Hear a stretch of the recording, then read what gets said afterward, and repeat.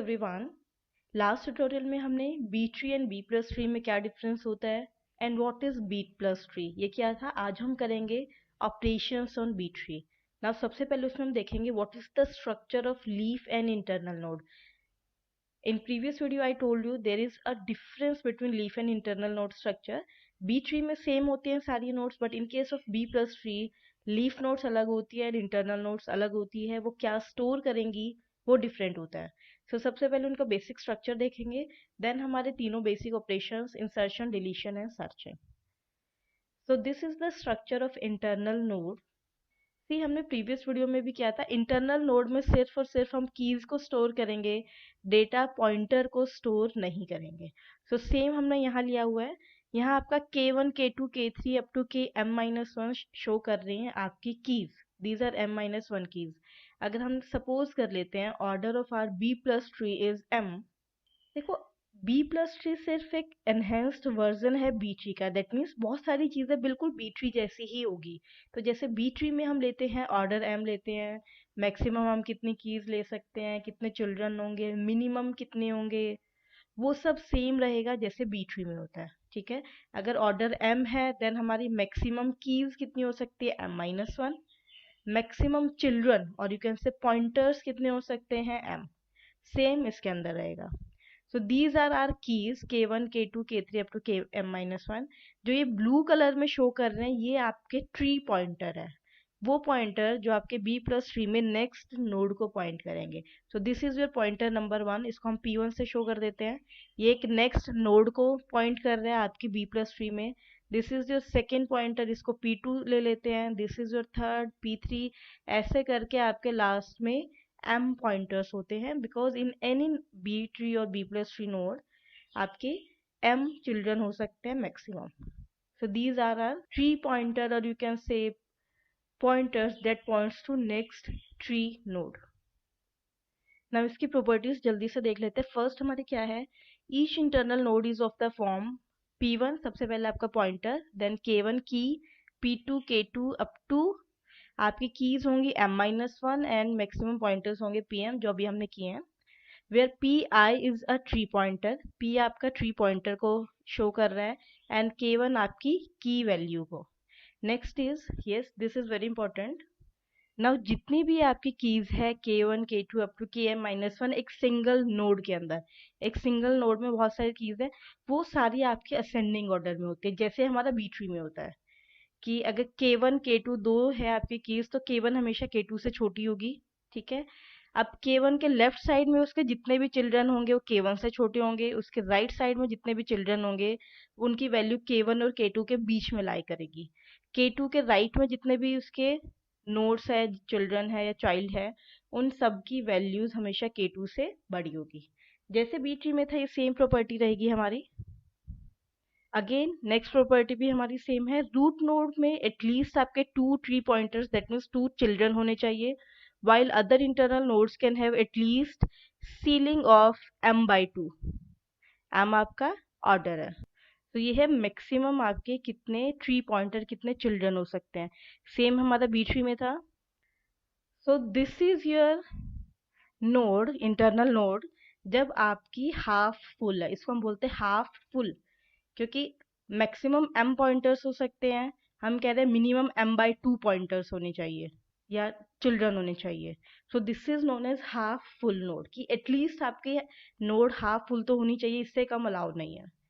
ये आपका स्ट्रक्चर है, बस डिफरेंस सिर्फ इतना है कि इसके अंदर हम डेटा पॉइंटर नहीं स्टोर करते, बाकी सेम है जैसे होता है। नेक्स्ट इज लीफ नोड, इसका स्ट्रक्चर थोड़ा डिफरेंट है। अब देखो ये आपका स्ट्रक्चर था इंटरनल नोड का, ये लीफ का नहीं है, सेम है जो भी हमने पीछे किया है। And now this is your structure of leaf node. Leaf node में क्या है, एक की है, उसके साथ एक डेटा पॉइंटर है। इसके अंदर हम ट्री पॉइंटर नहीं लेंगे, सिर्फ और सिर्फ डेटा पॉइंटर की बात करेंगे। तो जितनी भी कीज हैं उन सब के साथ एक एक डेटा पॉइंटर है। And if we have M-1 keys then we have M-1 data pointers. Okay, और लास्ट में होता है एक आपका सिबलिंग पॉइंटर जो आपकी नेक्स्ट लीफ नोड को पॉइंट करता है। ये हमने लास्ट ट्यूटोरियल में भी किया था, जितनी भी लीफ नोड्स हैं वो एक दूसरे से कनेक्टेड होती है लाइक दिस। लास्ट में आपका होता है एक सिबलिंग पॉइंटर। सो इस तरह आपका डिफरेंस होता है internal node and leaf node के बीच में। आपको बहुत क्लियरली दिखाई दे रहा है कि कैसे उसको हम ऑर्गेनाइज करते हैं, क्या उसका स्ट्रक्चर होता है। नेक्स्ट हम बात करते हैं ऑपरेशंस की। ऑपरेशंस मोस्टली आपके सेम स्टेप्स होते हैं। जहां आपका डिफरेंस आ रहा है मैं सिर्फ आपका वो डिस्कस कर रही हूँ, बाकी जैसे हम स्प्लिट करेंगे, कैसे हम उन्हें मर्ज करेंगे, वो सब आपका सेम है जैसे बी ट्री में होता है। सबसे पहला ऑपरेशन आपका searching in B plus tree. Now let us take this example. ये आपका एक बी प्लस ट्री है। ये जो आपके एम्प्टी स्पेस में बना हुआ है ये आपका ट्री पॉइंटर है। नाउ डेटा पॉइंटर के लिए मैंने इसमें बनाया हुआ नहीं है, आप अपने आप से मान लेना कि लीफ नोड पे जितनी भी वैल्यूज दी हुई है उनके साथ उनका डेटा पॉइंटर भी है। जैसे 5 आपकी एक सर्च की वैल्यू, इसके साथ एक डेटा पॉइंटर भी है जो पॉइंट करेगा कि इसका रिकॉर्ड कहाँ पर है। ठीक है, सो ये आप अज्यूम कर लेना इसके अंदर। Now let us say we want to search a value 30। ये हमारी सर्च की है जिसको हमें सर्च करना है। We will always start from root node. Now root node पे here we can see that 30 is greater than 25 but less than 50. That means 25 और 50 के बीच में जो ट्री पॉइंटर है हमें वहां जाना है। इस पॉइंटर पे गए, हम इस वाली नोड पर पहुंच गए हैं। अब इस वाली नोड पे हम लेफ्ट टू राइट स्कैन करना शुरू करेंगे। Now 25, no this is not 30, 30 and here is your final value जो आपको सर्च करना है। नाउ हमें 30 मिल गया है। इसके साथ एक डेटा पॉइंटर है जो हमारी मेमोरी है या जो हमारा डेटाबेस है वो 30 कौन से record. Now let us say this is my record जिसके अंदर एक 30 सर्च की थी। ये रिकॉर्ड में उसकी पूरी इंफॉर्मेशन है। अगर हम पेशेंट डेटाबेस की बात करें जैसे हमने प्रीवियस वीडियो में किया था, उसमें पेशेंट के बारे में सारी इंफॉर्मेशन है जिसकी भी की वैल्यू 30 थी। तो इस 30 के साथ एक डेटा पॉइंटर है वो पॉइंट करेगा इस रिकॉर्ड को। सो 30 के साथ डेटा पॉइंटर की हेल्प से हम उस पूरे रिकॉर्ड को एक्सेस कर लेंगे, उस पूरे पेशेंट की डेटा को एक्सेस करेंगे। So this is how searching works. Now let us take one more example. Now let us say we want to search 50। Root node से स्टार्ट करेंगे। नाउ यू कैन सी 50 आपका root में ही present है, but आप यहाँ पर अपना searching process खत्म नहीं करोगे बिकॉज इन एक्चुअल हमें डेटा पॉइंटर चाहिए, बट दिस इज ओनली की, सर्च की। सो हम लीफ नोड तक जाना है हमें। And I told you earlier कि बी प्लस ट्री में जो भी वैल्यूज आपकी इंटरनल नोड पे प्रेजेंट है वो आपकी लीफ नोड पर भी होगी। आप चेक कर सकते हो 25 भी आपका दोनों जगह है, 50 भी है, 75 भी है। सो हम 50 की हेल्प से हम लीफ नोड तक जाएंगे। Now always remember one more thing, जब भी डुप्लीकेट वैल्यूज होती है वो हमेशा आपको राइट चाइल्ड में मिलेगी, लेफ्ट में नहीं जाएगी। तो आप 50 के लेफ्ट में नहीं जाओगे, आप 50 के राइट चाइल्ड के पास जाओगे और यहाँ पर आप देख सकते हो आपको 50 मिल जाएगा। सो यहाँ आपकी सर्च सक्सेसफुल हो जाएगी। So this is the process of searching. Our next operation is insertion. Now insertion में जितना पोर्शन आपका सेम है बी ट्री का वो हम डिस्कस नहीं करेंगे, जहाँ डिफरेंस आ रहा है सिर्फ वही देख रहे हैं। Now let us say this is our tree of order 3। ये सेम एग्जांपल हमने लिया है जो हमने पहले भी बी ट्री वाले इंसर्शन में किया था। नाउ लेट अस से इसमें आपको 70 इंसर्ट करना है। तो सबसे पहले 70 की राइट पोजीशन फाइंड आउट करेंगे कि कौन सी लीफ नोड पे जाएगा। Now see 71 is greater than 51, सो हमें पता है कि राइट चाइल्ड के पास जाना है।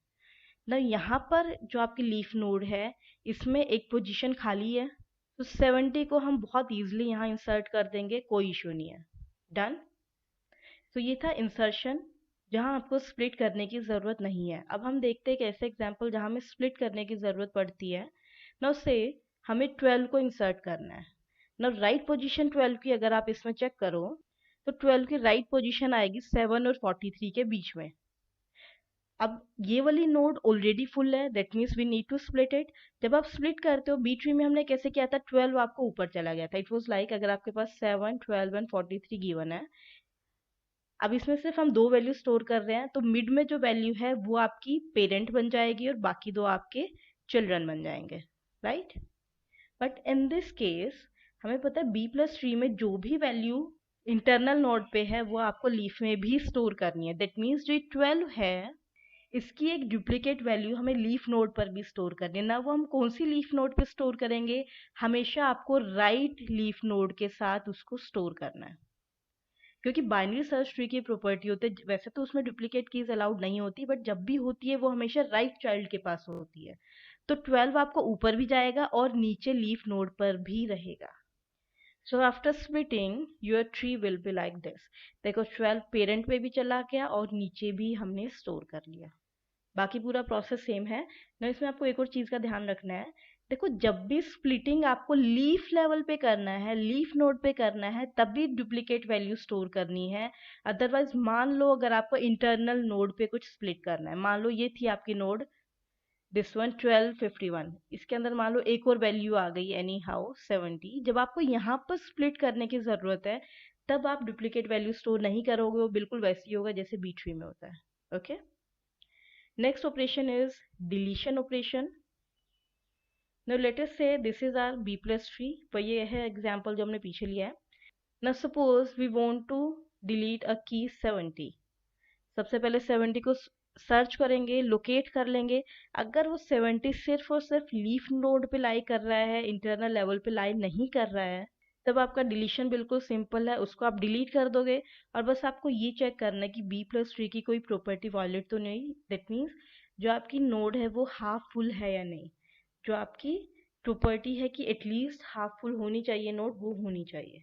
इसमें कोई इशू नहीं है क्योंकि हम ऑर्डर 3 वाला ले रहे हैं। ऑर्डर 3 का मतलब है कि मिनिमम 1 की होनी चाहिए। 1 है 51, तो कोई प्रॉब्लम नहीं है। नेक्स्ट हम डिलीट कर रहे हैं 12 को। नाउ 12 को सबसे पहले सर्च करेंगे। हियर यू कैन सी 12 आपका इंटरनल लेवल पर भी प्रेजेंट है और लीफ लेवल पर भी प्रेजेंट है।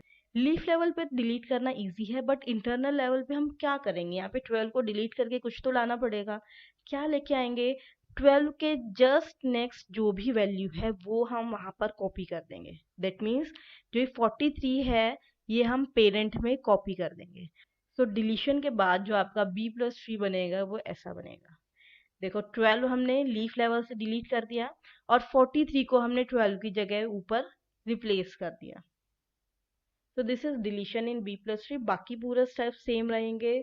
और कोई आपका केस आता है कि आपकी प्रॉपर्टी वायलेट कर रही है, आपको लेफ्ट या राइट सिबलिंग से कोई वैल्यू उठानी पड़ेगी, वो सारा प्रोसेस सेम रहेगा।